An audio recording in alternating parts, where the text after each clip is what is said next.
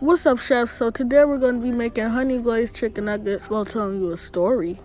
And today's story is going to be about how I sneak out the house just to go to a party. So one thing about me is that my parents are very strict. And when I tell you they don't let me go anywhere, I'll be stuck in the house all day until this one night. So one of my friends wanted to throw a party at her house tonight, but of course I knew my parents would say no. So my friend gave me the idea of sneaking out to the party. And at that second, I thought she was crazy. But when I went home, I thought of the idea and I really wanted to do it. So I did it. So right after dinner, I go up in my room and I think of what I should do. So I came up with an idea. So right when my parents go to sleep, I put pillows in my bed sheets to make it look like I'm laying there. Then I go out the back door to the party. Did I also tell you that I have a dog? So 5 hours later, I come back from the party and I open my house door and my dog started barking like he saw a ghost in the house. And that's when my heart dropped. It felt like my soul fell out my body. When I tell you how fast I ran up them stairs and I got undressed, by the time my parents woke up, I was already in my pajamas. But that was the last time I snuck out ever in my life.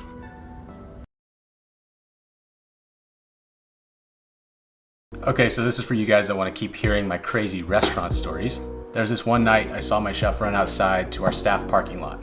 I noticed he was out there a little too long. We have an open kitchen so I can see what's going on. So I run out there and he finds that there's this dude tagging all of our cars in there. And our parking lot is enclosed by a fence, so the guy was basically trapped in there. My chef was running around to one side, I was running around to one side too, and the guy just came straight at me and he tried to climb the fence that I was facing. As he was climbing that fence, I pushed the fence, but I pushed it so hard that I actually broke the fence. So that was kind of my bad. Then there was that moment when that fence was open, the guy just tried to make a run for it. I just immediately grabbed the guy and just waited till the cops came over and gave him to the cops. And honestly, we told the guy, if you would just tag the walls, we wouldn't have done anything. But you're tagging another person's vehicle. Never touch a man's vehicle. If you guys like these restaurant stories, let me know down below in the comments. Hit that bell and subscribe. It always helps me out. See you in the next one. It took me 24 years to make a perfect batch of white rice, and I actually was very ashamed of it because I'm fully Chinese, so I thought I should have known how to do this. I was adopted from China at 1 year old and moved straight to America. There was never the opportunity for me to make the rice. Every time we ate Asian food, it was already pre-made for me. So I would go years without really knowing how to make it, and we're an American family, so I ate a lot of American food. Wasn't until I started cooking for myself until I realized I didn't know how to make a proper batch of rice.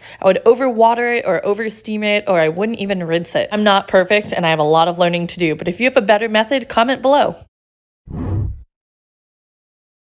Ever since I was little, my mom made it very clear to me that she was embarrassed about certain aspects of our culture. She would never let me bring kimchi to school after a certain point, and when non-Korean friends came over after school, she would always apologize in advance for the smell. Yesterday, I went to my mom's house to make a kimchi making video, and my mom kept insisting that we sauce the kimchi on a table instead of the floor, even though in all my memory, it's always been done on the floor. Once again, my mom was worried about appearances, and I thought she was just being overly self-conscious. I posted a picture of us doing our kimchi squat on Twitter, and then somebody replied with this. And I was furious. Not for me, but for my mom. My 72-year-old mom, who spent the last half of her life assimilating into this country, still needs to be afraid of this. That she still needs to be self-conscious about her culture. That she's still being told that the white way is the only right way. For the record, I'm done apologizing. And so is my mom. Hey, it's been a tough year, hasn't it?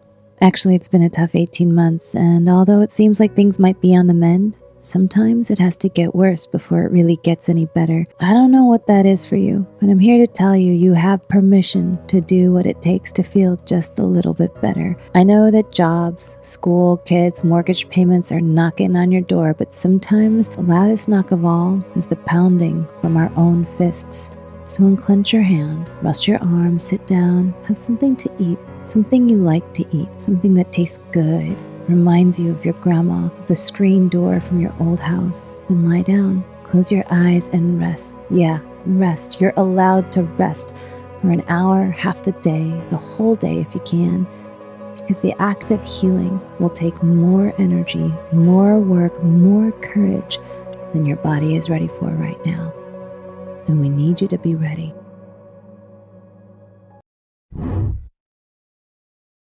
You know, my parents didn't always have the right answer. When I was getting ready for my first wedding, I had just graduated from law school. I think both my parents were very concerned about me getting married to this man because they saw that, well, he didn't treat me the way they wanted their daughter to be treated. My mother was so adamantly opposed to the wedding and just kept asking me, please reconsider. And my father was a lot more hesitant about giving me advice. And naturally, I thought I knew better than both of them. And I kept telling them, but I love him. I love him and I don't love anybody else. And what's more important than love? My mother didn't have an answer to that question. She just silently kind of bowed her head in resignation. And my father said, oh yeah, you right. If you love him, that's all that matters. In the end, my love for my ex-husband wasn't enough, but what was the most important thing to me was that Daddy loved me enough to believe in love with me. When I was a kid, if this fattoush salad was on the table, I wouldn't want anything else. Chopped cucumbers, romaine lettuce, bell pepper, tomato, red onion, it's filled with so many beautiful, vibrant colors. And that crunch of the pita chips just makes it. I make spiral ones by rolling up pita bread, slicing it, topping with lemon pepper, and air frying until golden. Add it to your salad, then for our tangy dressing, we have crushed garlic, mint, sumac, black pepper, salt, pomegranate molasses, lemon juice, and olive oil. Drizzle that on top and enjoy. Up until a few months ago, this was my routine. Coffee in the morning, didn't eat until noon or 1 p.m. That would be when I'd have my first meal. I started cutting out food groups as early as 12 years old. I knew that if I cut out bread and other carbohydrates, I could surely lose weight. When I started my account in June of 2020, I wanted to re-look at my relationship with food, especially bread. So if you're on my account, you see a lot of toast, a lot of things that I still think are healthy, but they do have bread. I have been dealing with health problems. I was recently diagnosed with EOE, and I wanted to focus on my health, less on the dieting culture, less on what I weigh, focus on eating and food that would provide me optimum health.